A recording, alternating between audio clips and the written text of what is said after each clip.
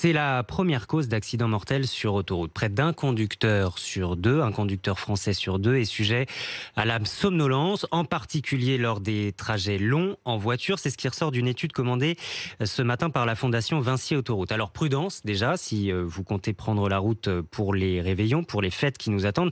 Quelles sont les bonnes pratiques à éviter pour justement éviter de somnoler au volant? Quelles sont peut-être aussi vos astuces? Racontez-nous ce matin, le 32-16 est ouvert et l'appli RMC, l'onglet Direct Studio. En attendant, reportage de la rédaction signé Aymeric Dantreuil avec les équipes de BFM TV.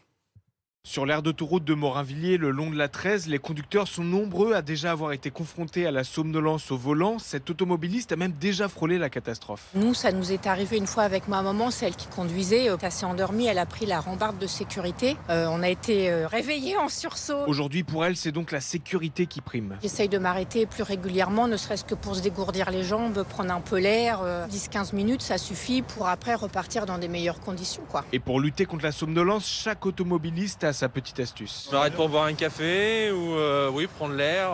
Aérer les voitures, pas trop manger quand même parce que la digestion fait qu'on a tendance à s'endormir. Surtout sur autoroute, c'est très monotone, donc là faut pas rigoler.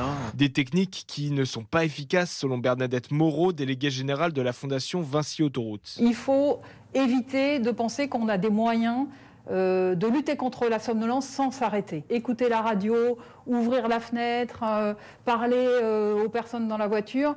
Ça ne marche pas. Si la pression de sommeil est très forte, le seul moyen de l'arrêter, c'est de faire une pause et de dormir quelques minutes. Il est également important de ne pas réduire son temps de sommeil la veille du départ. Un conducteur sur 4 dort 5 heures ou moins avant un long trajet.